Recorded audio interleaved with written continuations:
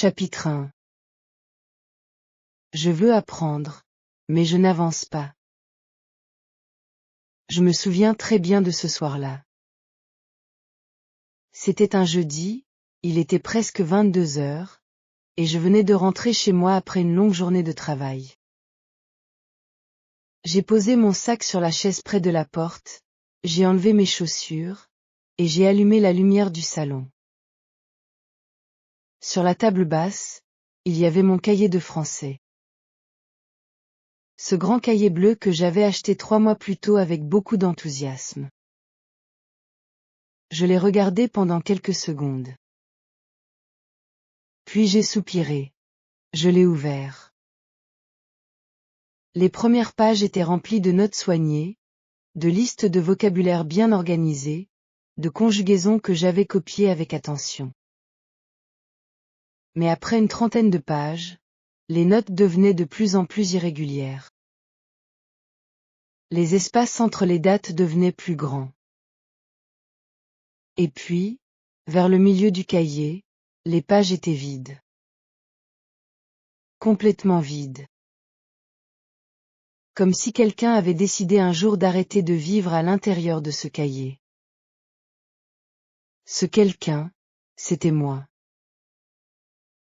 J'ai fermé le cahier doucement. Pas avec colère. Avec quelque chose de pire que la colère, de la résignation. Parce que ce n'était pas la première fois que ça arrivait. Ce n'était pas le premier cahier abandonné. Ce n'était pas la première fois que je me retrouvais devant mes notes avec ce sentiment désagréable de ne pas avoir avancé, malgré tous mes efforts. Et pourtant, j'avais vraiment essayé. Quelques mois plus tôt, j'avais décidé sérieusement d'apprendre le français. Pas juste pour le plaisir, même si le plaisir était là aussi. Mais parce que j'avais un projet concret.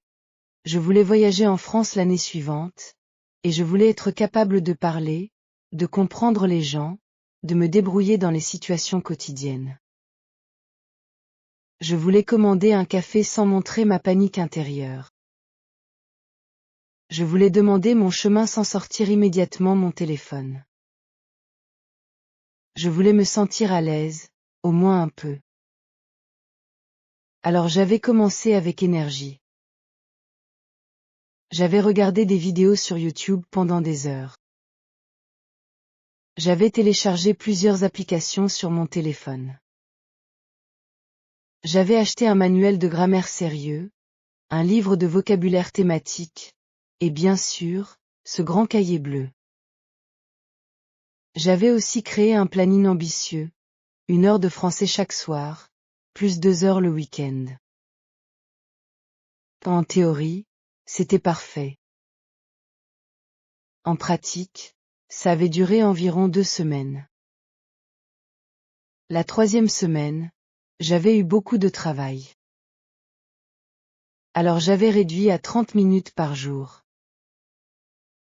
La 4e semaine, j'avais eu un dîner avec des amis, puis une réunion importante, puis une migraine. Alors j'avais décidé de rattraper le week-end suivant. Le week-end suivant, j'avais fait 3 heures d'un coup pour compenser. Le lundi, j'étais épuisée et je n'avais pas étudié. Le mardi non plus. Et puis les jours s'étaient succédés, et soudain une semaine entière était passée sans rien. Ce schéma s'était répété plusieurs fois. Une période intense. Puis une pause. Puis une période intense à nouveau, souvent accompagnée d'un sentiment de culpabilité. Puis une nouvelle pause. Et ainsi de suite. Le résultat. Mon niveau de français était toujours très bas. Je connaissais quelques mots courants. Je pouvais lire des phrases simples si je prenais le temps de déchiffrer chaque mot. Mais si quelqu'un me parlait à une vitesse normale, je comprenais presque rien. Si quelqu'un me posait une question, j'hésitais tellement que la conversation mourait avant même d'avoir commencé. Ce soir-là, assis sur mon canapé avec mon cahier vide sur les genoux, j'ai essayé d'analyser honnêtement la situation. Pourquoi est-ce que je n'avançais pas? Est-ce que j'étais vraiment trop occupée? Non. Je trouvais bien du temps pour regarder des séries, pour scroller sur mon téléphone, pour faire des choses qui n'étaient pas urgentes. Est-ce que le français était trop difficile pour moi? Peut-être un peu, mais les gens apprennent des langues tout le temps. Ce n'est pas une impossibilité. Alors quoi? J'ai repensé à ma façon de travailler. Ces grandes sessions d'études que je planifiais et que j'annulais. Ces longues listes de vocabulaire que j'oubliais presque immédiatement. Ces grammaires que j'étudiais avec intensité un soir et que je ne révisais jamais par la suite. Ces applications que j'utilisais pendant 20 minutes et que je n'ouvrais plus pendant une semaine. Et là, pour la première fois, j'ai compris quelque chose d'important. Le problème n'était pas le manque de motivation. J'avais de la motivation. J'avais vraiment envie d'apprendre. Le problème n'était pas non plus le manque de ressources. J'avais des livres, des applications, des vidéos, des podcasts. Le problème, c'était quelque chose de plus simple et de plus difficile à admettre en même temps. Le problème, c'était mon inconsistance. Je n'avais jamais établi une vraie habitude quotidienne. Je travaillais beaucoup quand j'en avais envie, et pas du tout quand j'étais fatiguée ou occupée. Il n'y avait aucune régularité dans mon apprentissage. Et sans régularité, le cerveau ne peut pas vraiment progresser. Les langues s'apprennent par la répétition, par l'exposition constante, par le contact fréquent.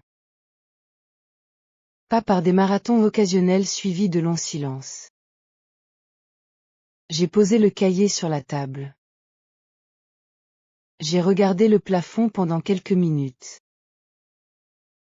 Je savais maintenant ce qui n'allait pas. Mais je ne savais pas encore comment changer ça. Et dans ma tête, je continuais à chercher une solution. Pas une petite solution. Une grande. Une vraie. Quelque chose qui allait tout transformer. Je ne savais pas encore que la vraie transformation allait venir de quelque chose de ridiculement petit. Chapitre 2. Je cherche toujours une grande solution. Les jours suivants, j'ai fait ce que je faisais toujours quand quelque chose ne marchait pas. J'ai cherché une meilleure méthode. Je me suis mis à lire des articles sur l'apprentissage des langues.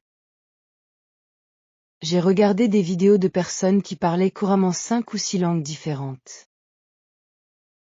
J'ai lu des témoignages de gens qui avaient appris le français en 6 mois, en 1 an, en 2 ans. J'ai regardé leurs conseils avec une attention intense, en prenant des notes, en espérant trouver le secret que je n'avais pas encore découvert. Certains disaient qu'il fallait absolument regarder des films en français sans sous-titres dès le début. D'autres disaient que c'était une mauvaise idée et qu'il fallait d'abord construire une base solide avec la grammaire. Certains recommandaient des méthodes de répétition espacées très précises, avec des algorithmes et des calculs pour savoir exactement quand réviser chaque mot. D'autres disaient qu'il ne fallait pas s'obsesser avec la grammaire et qu'il valait mieux simplement parler avec des gens natifs le plus vite possible. Tout le monde avait un avis. Tout le monde était convaincu que sa méthode était la meilleure. Et moi, au milieu de toutes ces opinions contradictoires, je me sentais de plus en plus perdu. J'ai quand même essayé plusieurs choses. D'abord, j'ai téléchargé une nouvelle application. Pas n'importe laquelle. Celle dont tout le monde parlait dans les forums, celle qui utilisait une intelligence artificielle avancée pour adapter le contenu à ton niveau. J'ai créé un compte, j'ai fait le test de niveau, j'ai commencé les premières leçons avec enthousiasme. C'était bien fait.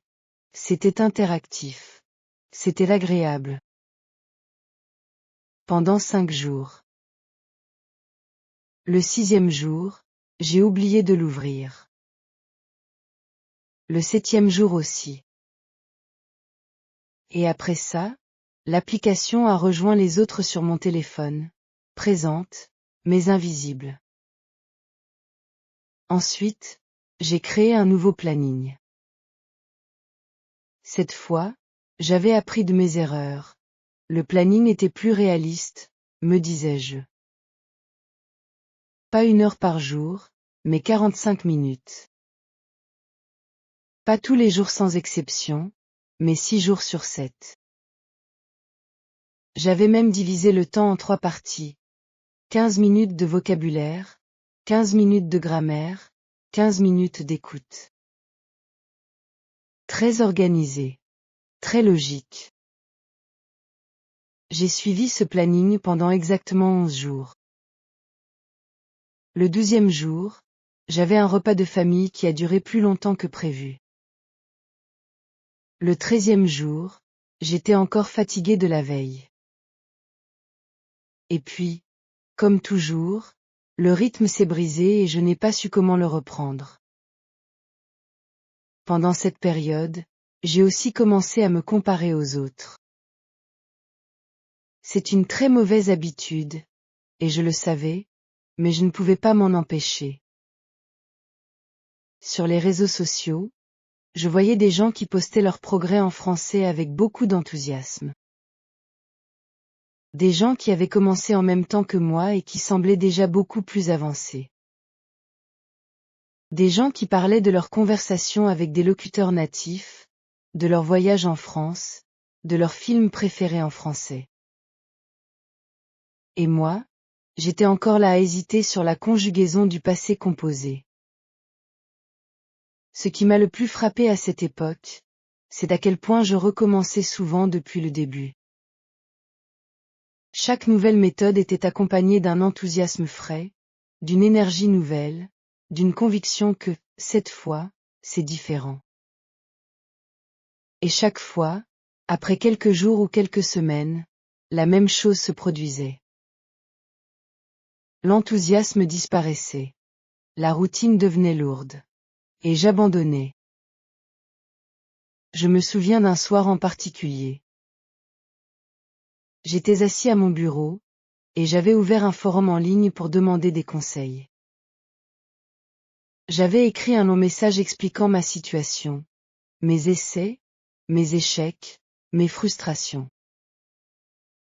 Et quelqu'un avait répondu avec une phrase qui m'avait légèrement agacée sur le moment, mais qui allait rester dans ma tête pendant longtemps. Cette personne avait écrit : « Le problème ne vient pas de ta méthode. Le problème vient de tes attentes.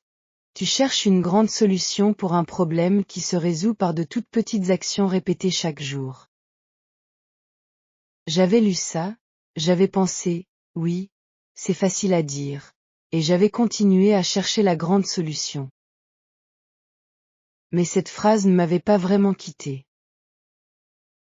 Elle tournait doucement dans un coin de ma tête, comme une chanson qu'on entend à la radio et qu'on continue à fredonner sans le vouloir. De toutes petites actions répétées chaque jour. Chaque jour. Chaque jour. À la fin de cette période de recherche intense et de tentatives ratées, j'étais épuisée. Pas épuisée d'apprendre le français, j'avais à peine vraiment travaillé. J'étais épuisée de recommencer. Épuisée de planifier, d'espérer, d'abandonner, et de me sentir coupable. C'était un cycle que je répétais depuis trop longtemps, et je commençais à me demander si je n'allais pas simplement accepter que le français n'était pas pour moi. C'est dans cet état d'esprit, découragé et fatigué, que j'ai rencontré l'idée qui allait tout changer. Chapitre 3. Une toute petite habitude. C'est une collègue qui m'a mis sur la piste. Elle s'appelait Martine, et elle apprenait l'espagnol depuis 2 ans.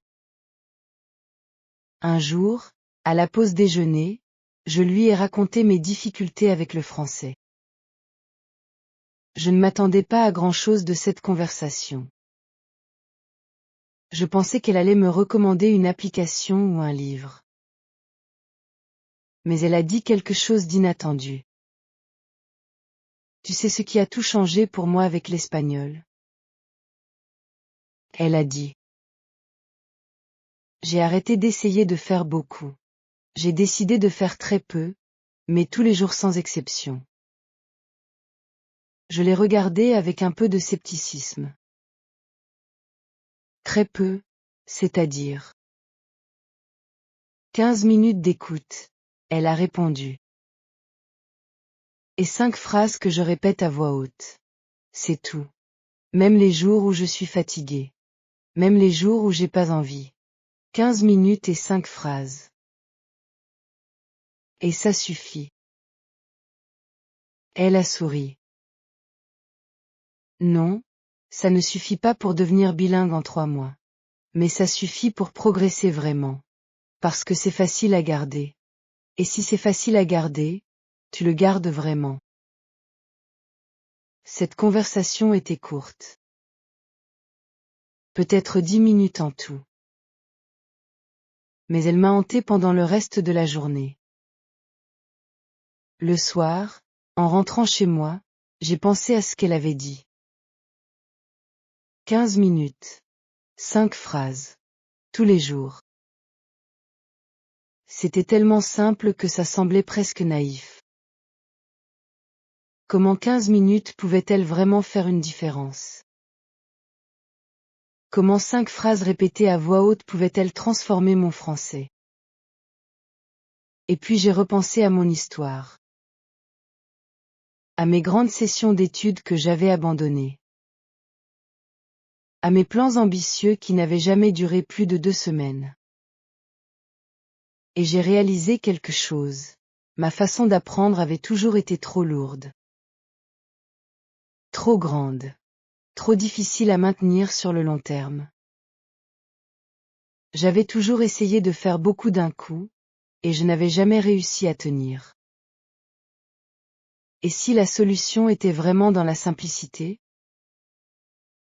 Ce soir-là, j'ai ouvert mon cahier bleu à une nouvelle page. Pas pour écrire des conjugaisons ou des listes de mots. Pour écrire une chose simple, mon habitude. J'ai réfléchi quelques minutes à ce que je voulais exactement. Et j'ai décidé de la définir très précisément, parce que je savais que les objectifs vagues ne fonctionnent pas pour moi. Voici ce que j'ai écrit. Mon habitude quotidienne, chaque soir, avant de regarder la télévision ou de prendre mon téléphone, j'écoute 15 minutes de français. Pendant ces 15 minutes, je répète à voix haute 5 phrases utiles que j'entends ou que je construis moi-même. Ensuite, j'écris une phrase dans mon cahier. C'est tout. Rien de plus. J'ai relu ce que j'avais écrit. C'était si petit, si raisonnable. Si facile, en théorie. J'ai choisi le moment, avant de regarder la télévision ou de prendre mon téléphone, parce que c'était un moment ancré dans ma routine. Je faisais ça tous les soirs. Donc cette habitude de français s'attacherait à quelque chose que je faisais déjà. J'avais lu quelque part que c'était une bonne stratégie pour créer de nouvelles habitudes, les connecter à des actions existantes. Pour le contenu, j'ai décidé d'utiliser un podcast simple en français. Il y en avait plusieurs conçus spécifiquement pour les apprenants, avec une prononciation claire et un vocabulaire accessible. J'allais écouter un épisode court, souvent entre 10 et 20 minutes, et pendant l'écoute, j'allais noter mentalement les phrases qui me semblaient utiles. Puis je les répéterais à voix haute, plusieurs fois, en essayant d'imiter l'intonation et le rythme. Et à la fin, une phrase écrite dans le cahier. Juste une. J'ai regardé ce plan. Et j'ai ressenti quelque chose d'étrange. Pas de l'enthousiasme, exactement. Plutôt une sorte de calme.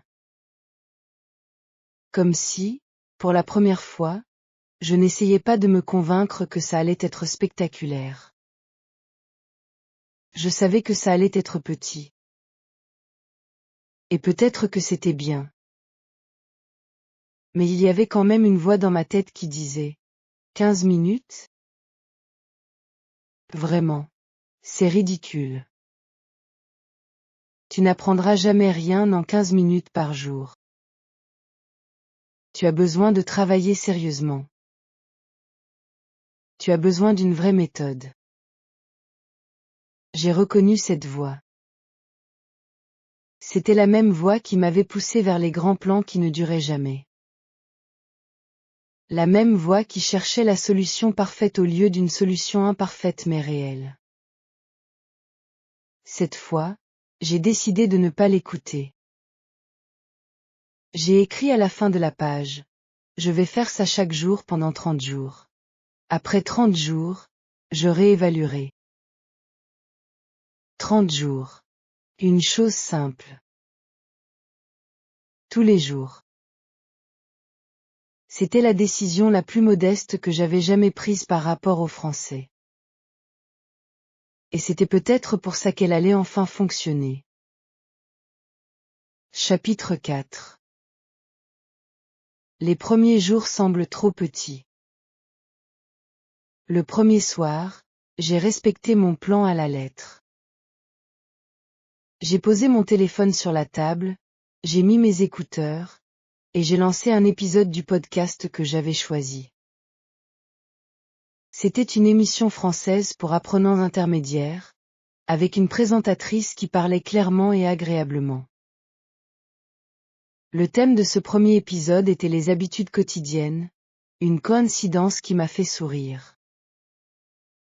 J'ai écouté pendant 15 minutes. Pas 16. Pas 20. 15 exactement. Puis j'ai mis pause, j'ai répété à voix haute 5 phrases que j'avais retenues, et j'ai écrit une phrase dans mon cahier. Chaque matin, elle boit un café avant de commencer sa journée. Et c'était fini. Je me suis assis là un instant, à attendre. Quoi? Un sentiment de satisfaction profonde? Une révélation soudaine? Non. Je me sentais juste, normal. Comme si j'avais fait quelque chose de très ordinaire. Ce qui était exactement le cas. Le deuxième soir, c'était pareil. 15 minutes, 5 phrases, une phrase écrite. Le troisième soir aussi. Le quatrième soir, j'étais fatiguée et je n'avais vraiment pas envie. Mais j'ai quand même mis mes écouteurs. L'habitude était petite, alors même quand je n'en avais pas envie, ce n'était pas un effort immense. Je me suis dit, 15 minutes seulement. Je peux faire ça. Et je l'ai fait. C'est à ce moment-là que j'ai commencé à comprendre quelque chose d'important sur la taille des habitudes. Quand une tâche est grande, l'idée de la commencer est souvent plus difficile que la tâche elle-même. Le cerveau résiste. On trouve des excuses. On remet au lendemain. Mais quand une tâche est vraiment petite, la résistance est beaucoup plus faible. On se dit, ce n'est que 15 minutes. Je peux bien faire ça. Ce n'est que 15 minutes. Cette pensée est devenue une sorte de mantra pendant ces premiers jours. La première semaine avait quand même ses moments difficiles. Un soir, vers le 4e ou 5e jour, je regardais un ami qui me parlait en français dans une vidéo, et je me suis dit, est-ce que 5 phrases répétées chaque soir peuvent vraiment m'aider à comprendre ça un jour? La vitesse à laquelle il parlait, la fluidité de ses phrases, la façon dont les mots s'enchaînaient sans effort apparent, tout ça semblait encore très loin. J'ai continué quand même. La 2e semaine, quelque chose d'intéressant a commencé à se passer. Pas dans mon niveau de français, pas encore. Mais dans ma relation avec l'habitude elle-même. Je remarquais que je commençais à anticiper ce moment de la soirée. Pas avec grand enthousiasme, mais avec une sorte de normalité tranquille.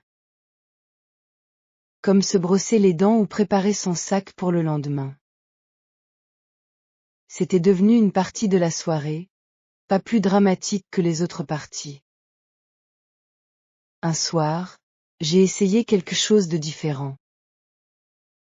Après avoir écouté le podcast dans mon salon, j'ai continué à répéter des phrases pendant que je faisais la vaisselle. Ce n'était pas prévu dans mon habitude, mais ça s'est fait naturellement. Je lavais une assiette et je disais à voix mi-haute.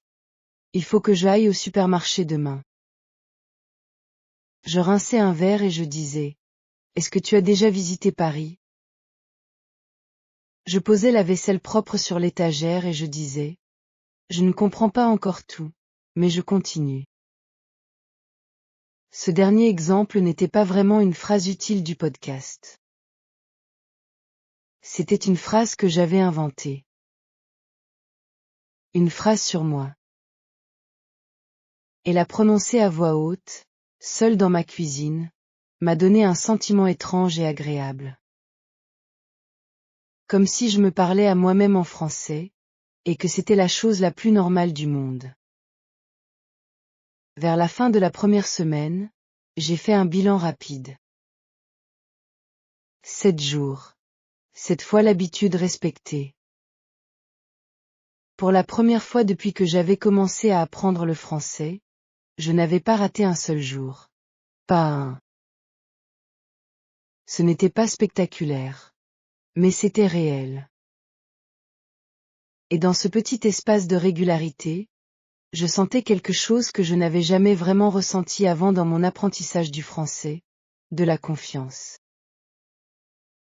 Pas la confiance de quelqu'un qui parle bien.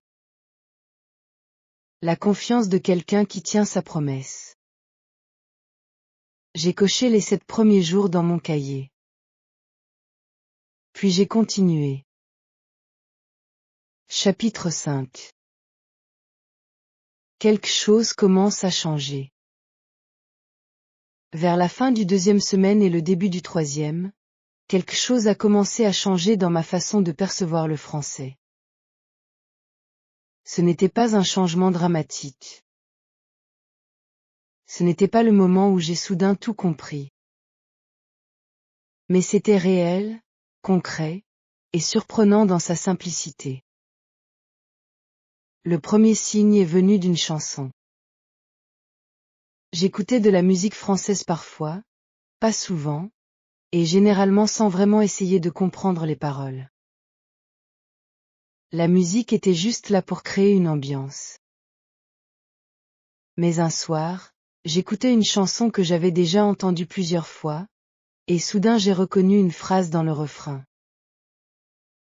Une phrase complète, que je comprenais sans effort, sans avoir besoin de la déchiffrer mot par mot. La phrase disait quelque chose comme « Je pense à toi tous les jours », et je l'ai comprise immédiatement, naturellement, comme si c'était évident. J'ai arrêté ce que je faisais. J'ai rembobiné la chanson et réécouté. Et oui, je la comprenais vraiment. Cette phrase spécifique, dans ce contexte musical, était claire pour moi. C'était peut-être une chose toute petite. Mais c'était ma chose. Et j'ai réalisé que si je la comprenais, c'est parce que les mots « penser » et « tous les jours » étaient apparus plusieurs fois dans mes podcasts et dans mes pratiques. Ils s'étaient gravés dans ma mémoire non pas parce que je les avais mémorisés intensément une fois, mais parce que je les avais entendus encore et encore, régulièrement, sur une période de temps. La répétition dans le temps. C'était ça, la vraie clé. Le deuxième signe est venu de l'écoute elle-même. Au début de mon habitude, les podcasts en français me semblaient rapides. Même ceux qui étaient conçus pour les apprenants. Je devais souvent réécouter certaines parties pour essayer de saisir ce qui avait été dit. Il m'arrivait de comprendre les grandes lignes d'une phrase mais de rater plusieurs mots. Vers la 3e semaine, j'ai remarqué que ma compréhension à la première écoute s'était améliorée. Pas de façon spectaculaire. Mais je ratais moins de mots. Je devais moins réécouter. Je saisissais mieux la structure des phrases même quand les mots eux-mêmes n'étaient pas tous familiers. Mon cerveau avait commencé à s'habituer au son du français. À ses rythmes. À ses intonations. Comme une oreille qui s'adapte à un nouvel environnement sonore, mon système auditif commençait à reconnaître les patterns de la langue. Et cette reconnaissance rendait l'écoute moins fatigante, moins stressante. Le 3e signe était plus personnel. Un soir, je regardais une vidéo en français sur les voyages. Ce n'était pas du contenu éducatif pour apprenants, c'était une vraie vidéo pour un public francophone, tournée dans un appartement parisien, par quelqu'un qui parlait vite et naturellement. Je ne m'attendais pas à comprendre grand-chose. Mais j'ai compris beaucoup plus que je ne le pensais. Pas tout. Loin de là. Mais suffisamment pour suivre l'histoire. Suffisamment pour rire à une blague que le créateur faisait. Suffisamment pour sentir que je n'étais pas complètement perdu face à du français authentique. Ce soir-là, j'ai eu du mal à dormir, mais pas d'une mauvaise façon. D'une façon excitée.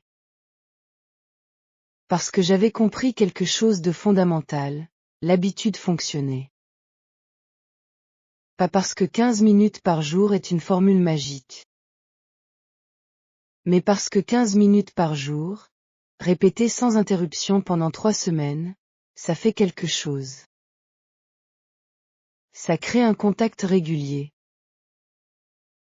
Ça ancre les mots et les structures dans la mémoire à long terme. Ça entraîne l'oreille. Ça construit de la confiance. Et j'ai pensé à toutes les semaines précédentes où j'avais fait beaucoup pendant quelques jours, puis rien. Ces grands efforts sporadiques n'avaient pas laissé de traces durables. Mais ces 3 petites semaines de 15 minutes quotidiennes avaient laissé quelque chose de réel dans mon cerveau.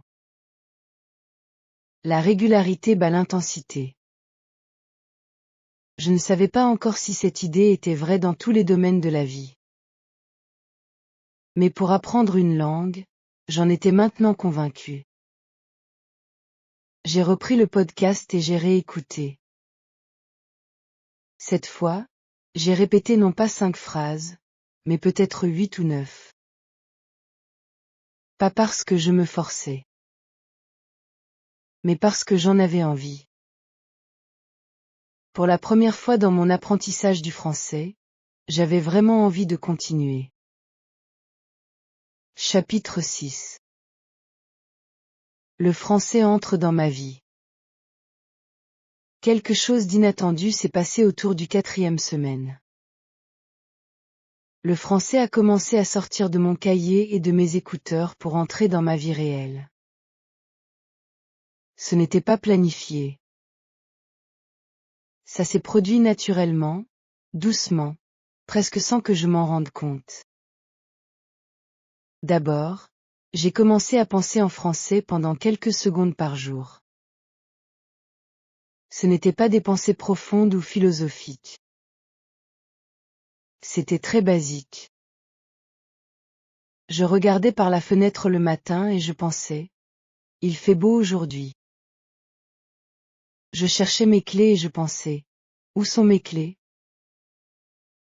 Je finissais un repas et je pensais, c'était bon. Des fragments simples. Des phrases courtes. Mais c'était du français, et ces fragments venaient naturellement, sans effort conscient. Ensuite, j'ai commencé à utiliser des expressions françaises dans mes conversations avec moi-même. Quand quelque chose ne marchait pas au travail, je marmonnais, c'est compliqué, entre mes dents. Quand j'accomplissais une tâche difficile, je me disais silencieusement, voilà, c'est fait. Ces petites expressions, répétées dans mon podcast, s'étaient installées si naturellement dans mon cerveau qu'elles sortaient maintenant de façon spontanée. Puis est venu le moment dont je me souviens avec beaucoup de plaisir. C'était lors d'un repas avec des amis. L'un d'eux, qui avait voyagé récemment en France, racontait son séjour à Lyon. Il décrivait un restaurant où il avait mangé, et il cherchait le mot français pour « spécialité locale ». Il a demandé à la table, « Comment on dit ça en français, déjà ?» Et moi, sans réfléchir, j'ai répondu, « La spécialité locale ». Tout le monde m'a regardé.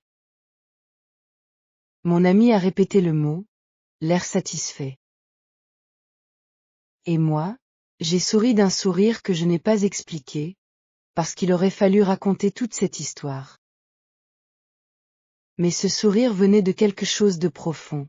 Cette expression, je l'avais entendue dans un podcast 2 semaines plus tôt. Je l'avais répétée à voix haute dans ma cuisine. Et maintenant, elle était là, disponible dans ma mémoire, prête à être utilisée au bon moment. C'est ça, l'apprentissage réel. Pas réciter des listes devant un examen. Utiliser les mots dans la vraie vie, au moment où ils sont nécessaires. À partir de ce moment, j'ai commencé à regarder le monde un peu différemment en ce qui concerne le français. Je regardais des menus de restaurants et je repérais des mots français que je connaissais. Je voyais des panneaux publicitaires avec des mots d'origine française et je les reconnaissais. Je lisais des articles en ligne et parfois les titres contenaient des expressions que j'avais pratiquées. Le français n'était plus quelque chose que j'enfermais dans une heure d'étude. Il était présent partout, dans de petits coins de ma journée, et je commençais à le voir. J'ai aussi commencé à lire. Un peu. Très peu. Mais lire quand même. J'avais trouvé un site qui proposait des textes courts en français, adaptés à différents niveaux.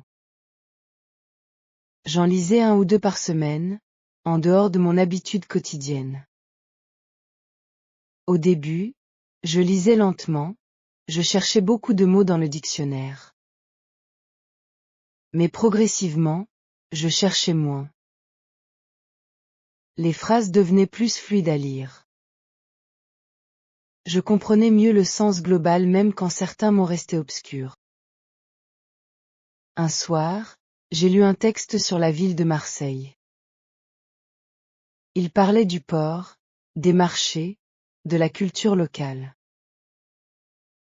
Et à la fin, j'ai réalisé que je n'avais cherché aucun mot dans le dictionnaire. J'avais tout compris.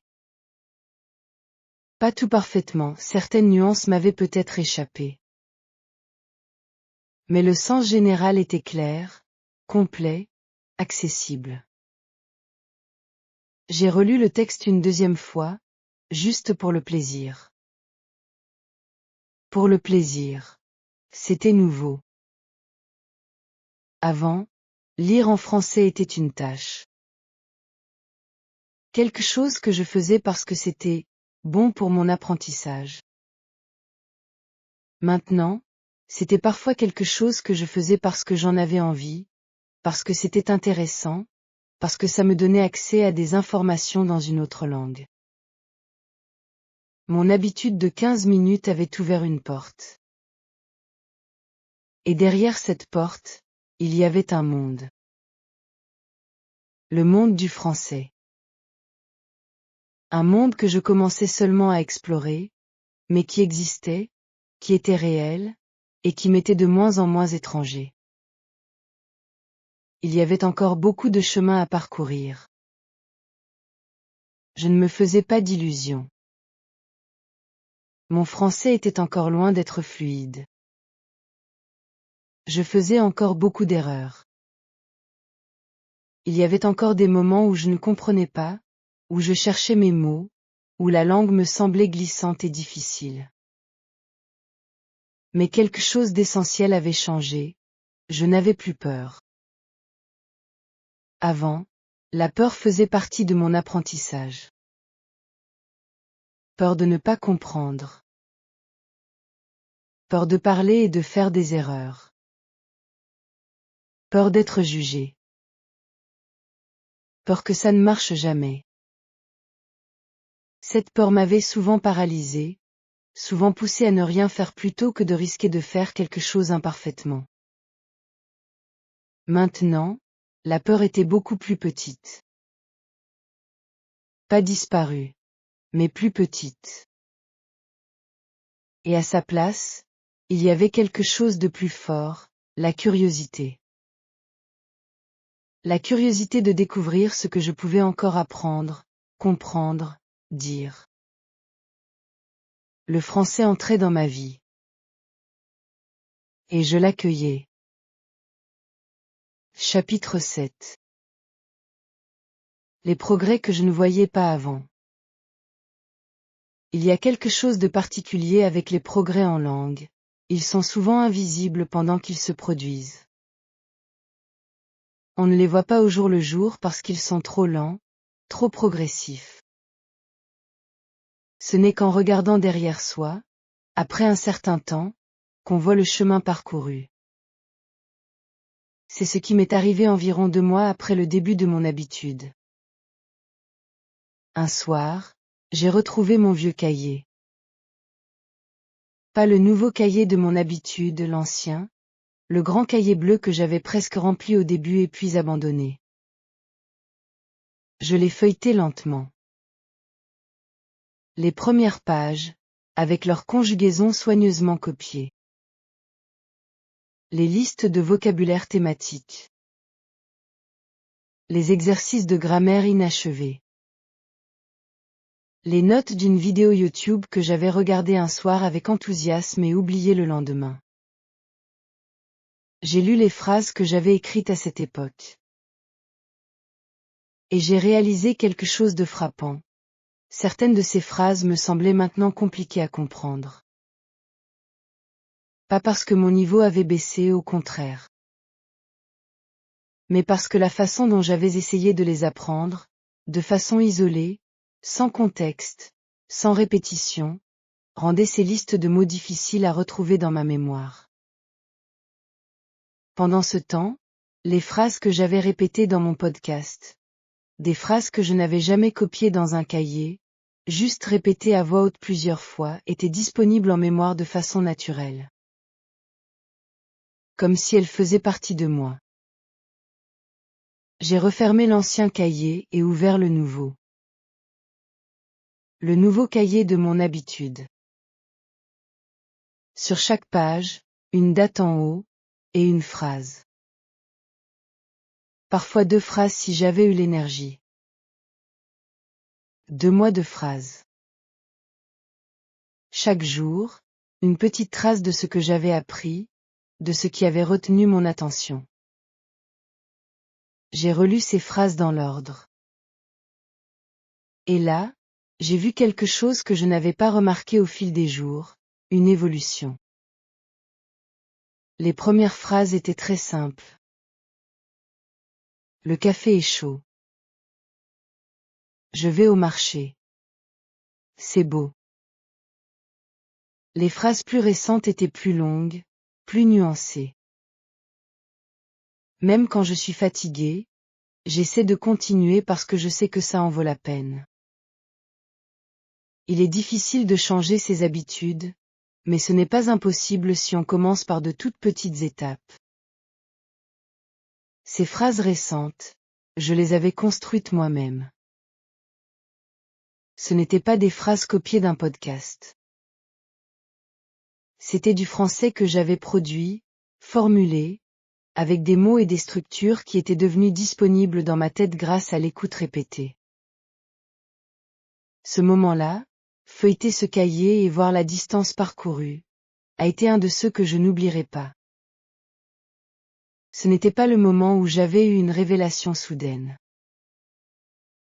C'était plus calme que ça, plus doux. C'était la satisfaction de voir, noir sur blanc, que quelque chose avait vraiment changé. Mais les changements n'étaient pas que dans le cahier. Ma prononciation s'était améliorée. Ce n'est pas quelque chose qu'on mesure facilement, mais je l'entendais moi-même quand je parlais. Les sons du français, ces sons difficiles comme le R, guttural, les nasales, les liaisons entre les mots, ne me semblaient plus aussi étrangers. Ma bouche avait appris à les produire, progressivement, grâce à la répétition quotidienne. Je n'étais pas parfait. J'avais encore un accent. Mais l'accent était moins épais, et les sons étaient plus précis. Ma vitesse de compréhension avait augmenté. J'avais testé cela de façon un peu ludique. J'avais repris un épisode de podcast que j'avais écouté le tout premier soir, il y a 2 mois. Un épisode que j'avais trouvé rapide et difficile à l'époque. Aujourd'hui, ce même épisode me semblait lent. Confortable. Facile à suivre. Comme si la vitesse de la langue avait diminué pour moi, alors que bien sûr c'était ma capacité de traitement qui avait augmenté. Et ma confiance. Ma confiance avait changé profondément. Avant, parler français, même essayer, était un acte qui demandait un courage particulier. Je devais me forcer. Je devais surmonter une résistance intérieure intense. Et même quand je parlais, je me censurais beaucoup, je simplifiais à l'extrême par peur de faire des erreurs. Maintenant, je me censurais encore. Mais moins. Je faisais encore des erreurs. Mais elles me semblaient moins catastrophiques. Parce que j'avais compris quelque chose. Les erreurs sont inévitables quand on apprend, et elles ne nous empêchent généralement pas d'être compris. Les gens qui nous écoutent font un effort pour comprendre notre intention, pas pour nous juger sur nos fautes grammaticales. Il y avait aussi quelque chose de plus subtil dans ce changement de confiance.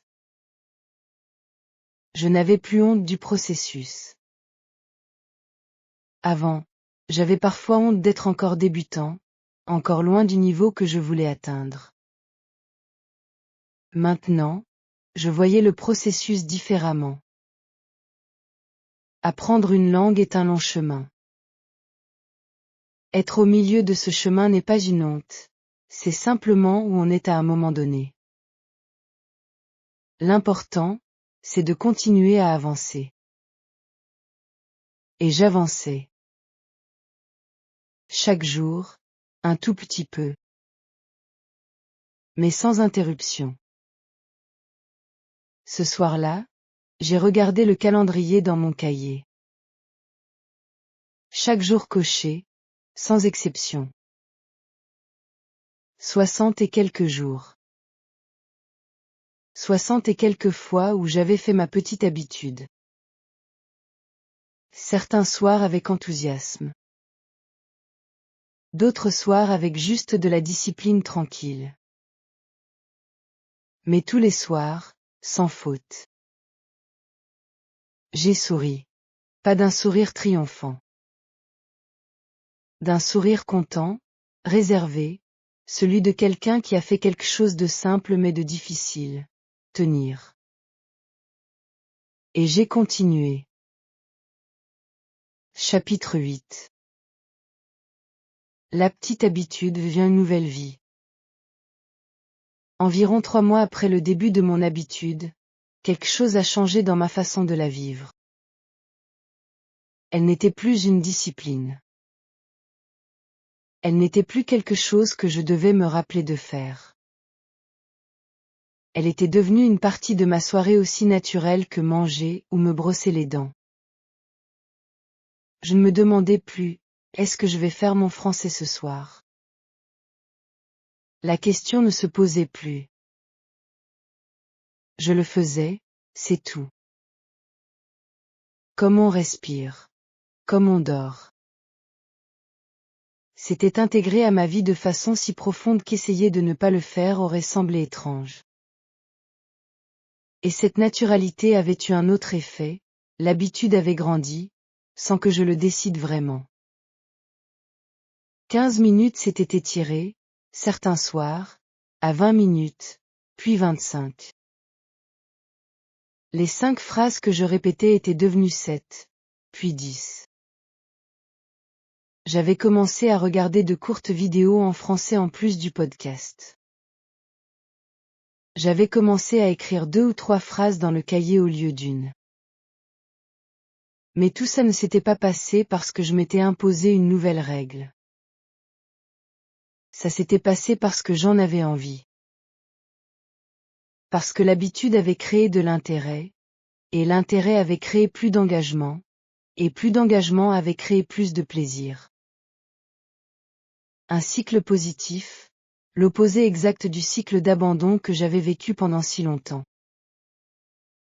C'est à peu près à cette époque que j'ai commencé à parler de mon expérience à un ami. Il s'appelait Jonas, et il voulait apprendre l'anglais depuis des années. Il avait le même problème que moi, il commençait, il arrêtait, il recommençait, il arrêtait. Il avait essayé plusieurs cours, plusieurs méthodes, plusieurs applications. Et il était toujours au même niveau.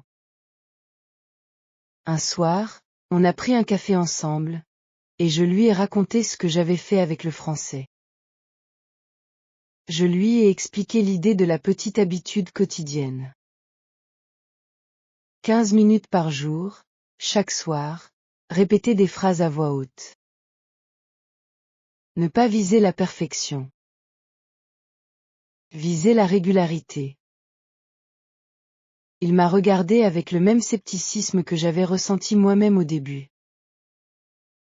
15 minutes, c'est vraiment suffisant? Non, j'ai répondu honnêtement. Ce n'est pas suffisant pour tout. Mais c'est suffisant pour commencer à progresser. Et c'est surtout assez petit pour que tu le fasses vraiment chaque jour. Et c'est ça qui change tout. Il a réfléchi un moment. Et si j'ai une mauvaise soirée? Si je suis épuisé? Tu le fais quand même. Même 10 minutes. Même 7 minutes. L'objectif n'est pas d'être parfait chaque soir. L'objectif, c'est de ne jamais sauter complètement. Un tout petit quelque chose vaut infiniment mieux que rien, parce que rien casse la chaîne. Il a hoché la tête lentement. Je voyais à son expression qu'il n'était pas totalement convaincu. Mais je voyais aussi qu'il y réfléchissait sérieusement. J'ai continué. Le vrai problème avec les grandes méthodes, c'est qu'elles sont difficiles à maintenir. Et quand on rate un jour, on se sent coupable, et la culpabilité nous pousse à rater un deuxième jour, puis un troisième. Avec une petite habitude, ce risque est beaucoup plus faible. C'est facile de faire quelque chose de petit. Et si on rate un soir par accident, c'est facile de reprendre le lendemain sans culpabilité parce que ce n'est que 15 minutes. La clé, C'est la consistance, j'ai dit. Pas l'intensité. Jonas m'a regardé pendant un long moment. Puis il a dit, d'accord. Je vais essayer. On s'est mis d'accord pour qu'il me tienne au courant. 2 semaines plus tard, il m'a envoyé un message pour me dire qu'il n'avait pas raté un seul jour. Il ne comprenait pas encore beaucoup plus d'anglais qu'avant, mais il avait l'habitude. Et l'habitude le rendait fier. Cette fierté l'encourageait à continuer. Un mois après, son message était plus enthousiaste. Il avait commencé à reconnaître des mots dans les séries qu'il regardait. Il avait eu une courte conversation en anglais avec un touriste et il n'avait pas paniqué. Lire ce message m'a donné quelque chose que je n'avais pas anticipé, la joie de partager. J'avais découvert quelque chose qui marchait pour moi, et maintenant ça marchait pour quelqu'un d'autre. Cette petite habitude n'appartenait plus seulement à mon histoire personnelle. Elle devenait quelque chose que je pouvais donner.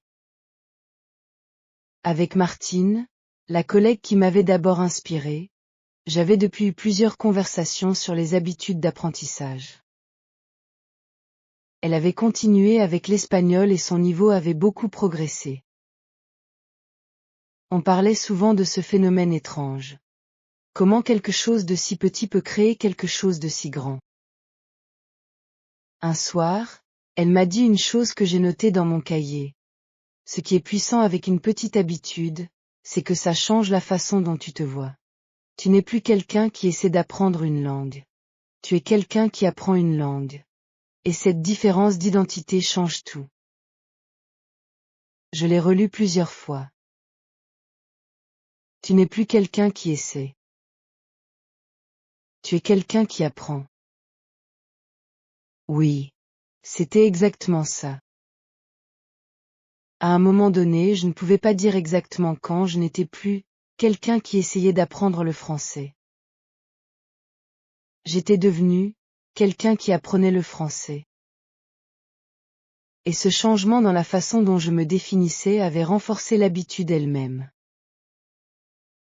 Parce qu'on agit en accord avec qui on pense être. Et si je pensais être quelqu'un qui apprend le français, alors je continuais à apprendre le français. Chaque soir, sans y penser. La petite habitude n'était plus seulement une façon d'apprendre une langue. Elle était devenue une façon d'être. Chapitre 9. L'habitude qui a tout changé. Je suis aujourd'hui assis à un café à Paris. Dehors, la rue est animée. Des gens passent avec des baguettes sous le bras. Un vieux monsieur lit son journal sur un banc. 2 amis se font la bise devant une boulangerie. Un livreur à vélo traverse l'intersection en klaxonnant. La scène est exactement comme je l'imaginais, il y a plus d'1 an, quand je rêvais de ce voyage en feuilletant mon grand cahier bleu vide. Je viens de commander un café. En français. Sans panique.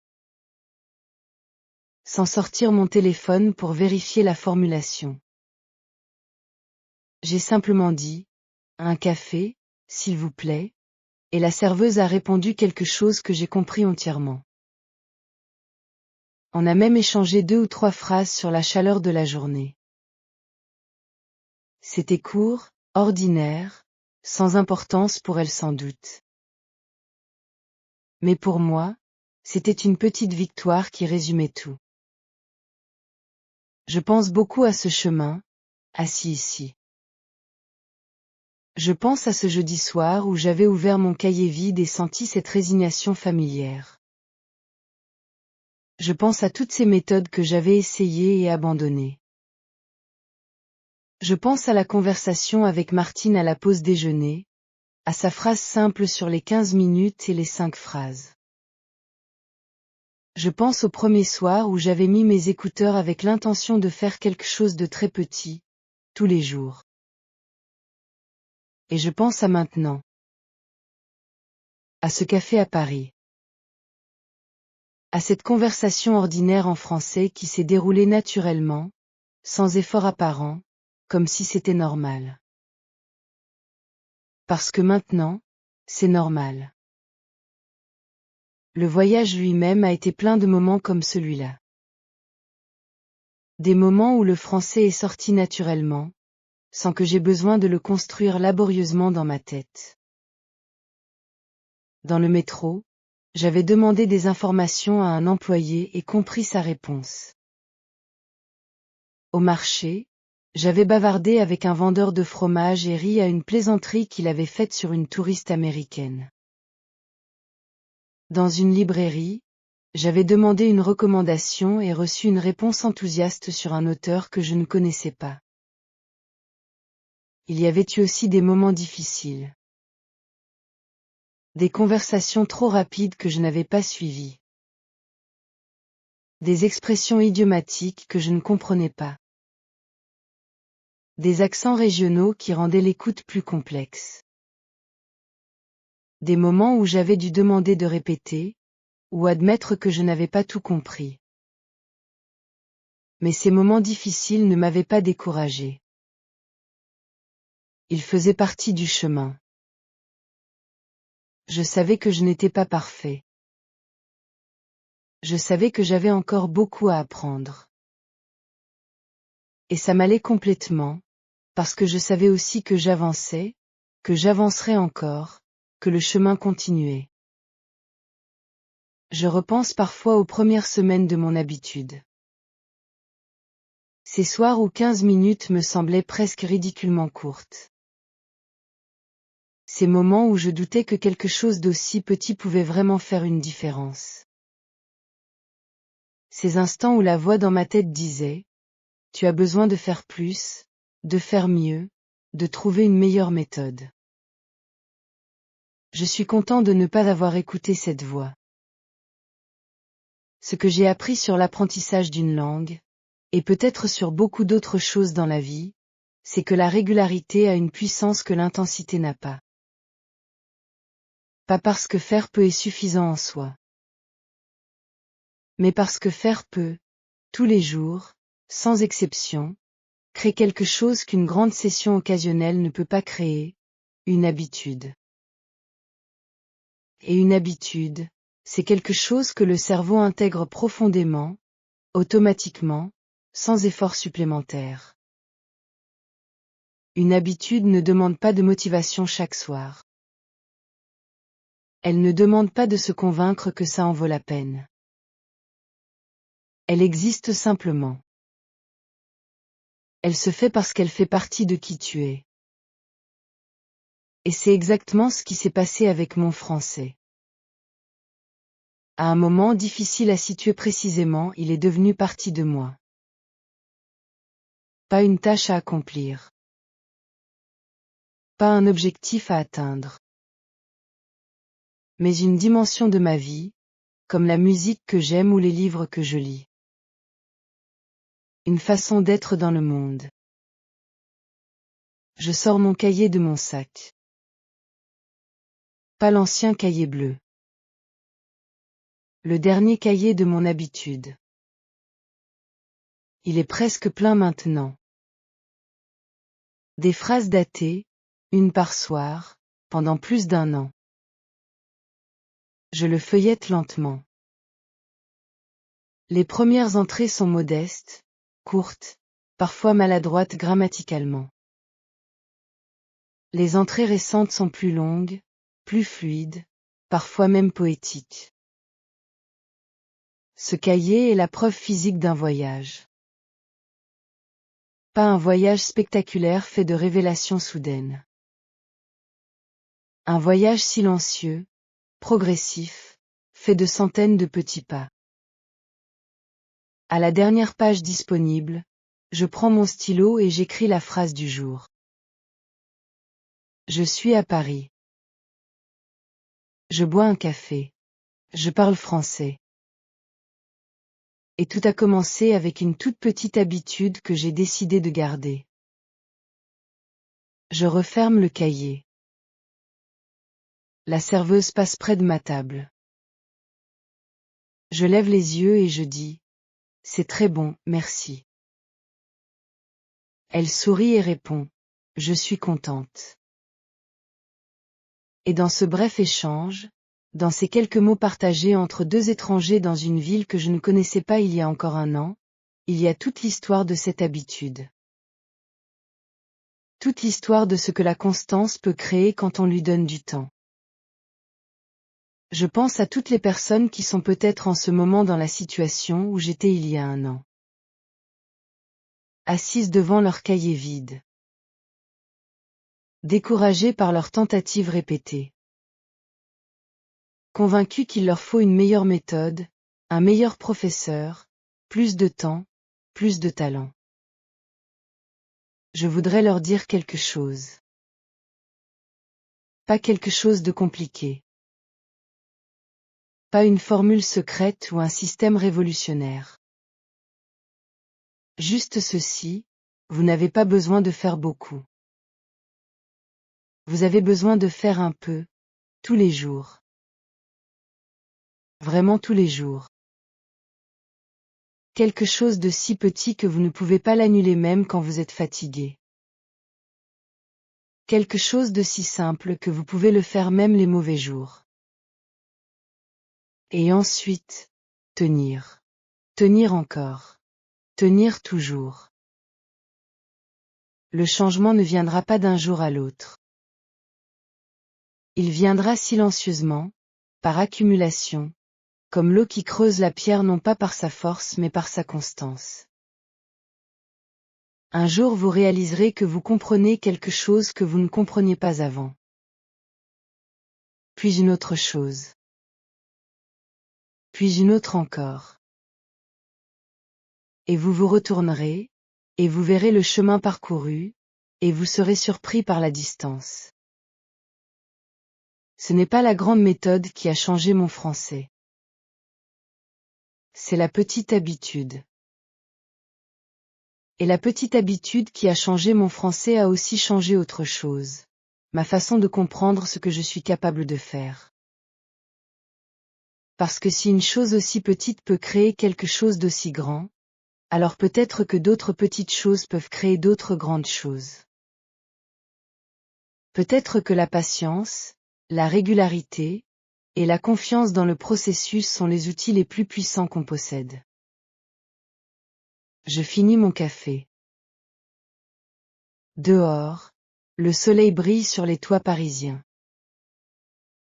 La vie continue dans cette rue française que je comprends maintenant, pas parfaitement, pas totalement, mais vraiment, profondément, et avec joie. J'ouvre un nouveau cahier. Une page blanche. Je date le haut de la page. Et je commence.